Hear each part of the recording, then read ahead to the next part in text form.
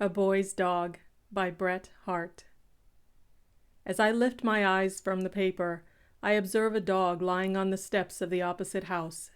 His attitude might induce passers-by and casual observers to believe him to belong to the people who live there, and to accord him a certain standing position.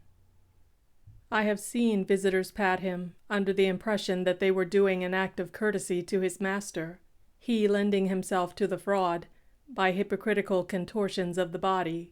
But his attitude is one of deceit and simulation. He has neither master nor habitation. He is a very pariah and outcast, in brief, a boy's dog. There is a degree of hopeless and irreclaimable vagabondage expressed in this epithet, which may not be generally understood. Only those who are familiar with the roving nature and predatory instincts of boys in large cities will appreciate its strength. It is the lowest step in the social scale to which a respectable canine can descend. A blind man's dog, or the companion of a knife grinder, is comparatively elevated. He at least owes allegiance to but one master. But the boy's dog is the thrall of the entire juvenile community, obedient to the beck and call of the smallest imp in the neighborhood, attached to and serving not the individual boy so much as the boy element and principle. In their active sports, in small thefts, raids into backyards, window breaking, and other minor juvenile recreations, he is a full participant. In this way he is the reflection of the wickedness of many masters, without possessing the virtues or peculiarities of any particular one. If leading a dog's life be considered a peculiar phase of human misery, the life of a boy's dog is still more infelicitous. He is associated in all schemes of wrongdoing, and unless he be a dog of experience, is always the scapegoat. He never shares the booty of his associates. In absence of legitimate amusement, he is considered fair game for his companions, and I have seen him reduced to the ignominy of having a tin kettle tied to his tail. His ears and tail have generally been docked to suit the caprice of the unholy band of which he is a member, and if he has any spunk, he is invariably pitted against larger dogs in mortal combat. He is poorly fed and hourly abused. The reputation of his associates debars him from outside sympathies, and once a boy's dog, he cannot change his condition. He is not unfrequently sold into slavery by his inhuman companions. I remember once to have been accosted on my own doorsteps by a couple of precocious youths, who offered to sell me a dog which they were then leading by a rope.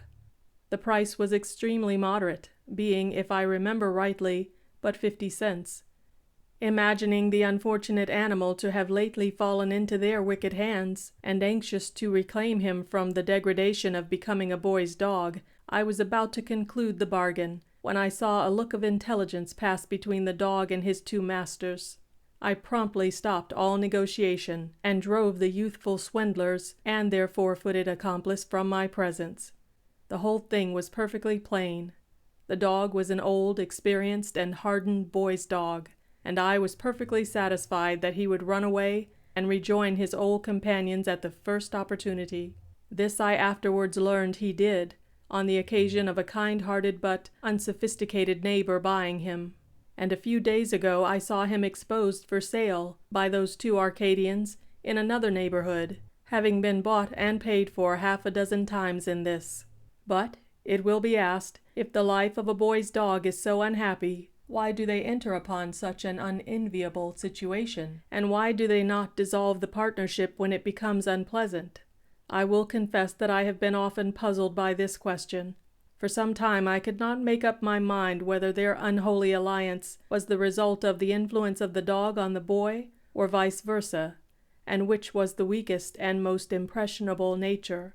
I am satisfied now that, at first, the dog is undoubtedly influenced by the boy, and, as it were, is led while yet a puppy from the paths of canine rectitude by artful and designing boys. As he grows older and more experienced in the ways of his bohemian friends, he becomes a willing decoy, and takes delight in leading boyish innocence astray, in beguiling children to play truant, and thus revenges his own degradation on the boy nature generally. It is in this relation, and in regard to certain unhallowed practices I have detected in him, that I deem it proper to expose to parents and guardians the danger to which their offspring is exposed by the boy's dog. The boy's dog lays his plans artfully. He begins to influence the youthful mind by suggestions of unrestrained freedom and frolic, which he offers in his own person. He will lie in wait at the garden gate for a very small boy, and endeavor to lure him outside its sacred precincts by gambolling and jumping a little beyond the enclosure. He will set off on an imaginary chase and run around the block in a perfectly frantic manner, and then return, breathless, to his former position, with a look as of one who would say, "There, you see how perfectly easy it's done." Should the unhappy infant find it difficult to resist the effect which this glimpse of the area of freedom produces, and step beyond the gate, from that moment he is utterly demoralized. The boy's dog owns him, body and soul. Straightway he is led by the deceitful brute into the unhallowed circle of his bohemian masters. Sometimes the unfortunate boy, if he be very small, turns up eventually at the station house as a lost child. Whenever I meet a stray boy in the street, looking utterly bewildered and astonished, I generally find a boy's dog lurking on the corner. When I read the advertisements of lost children, I always add mentally to the description, "was last seen in the company with a boy's dog." Nor is his influence wholly confined to small boys. I have seen him waiting patiently for larger boys on the way to school, and by artful and sophistical practices inducing them to play truant. I have seen him lying at the schoolhouse door, with the intention of enticing the children on their way home to distant and remote localities. He has led many an unsuspecting boy to the wharves and quays by assuming the character of a water dog, which he is not, and again has induced others to go with him on a gunning excursion by pretending to be a sporting dog, in which quality he was knowingly deficient. Unscrupulous, hypocritical, and deceitful, he has won many children's hearts by answering to any name they might call him, attaching himself to their persons until they got into trouble, and deserting them at the very moment they most needed his assistance. I have seen him rob small schoolboys of their dinners by pretending to knock them down by accident, and have seen larger boys in turn dispossess him of his ill-gotten booty for their own private gratification. From being a tool he has grown to be an accomplice. Through much imposition he has learned to impose on others. In his best character he is simply a vagabond's vagabond. I could find it in my heart to pity him, as he lies there through the long summer afternoon, enjoying brief intervals of tranquillity and rest, which he surreptitiously snatches from a stranger's doorstep.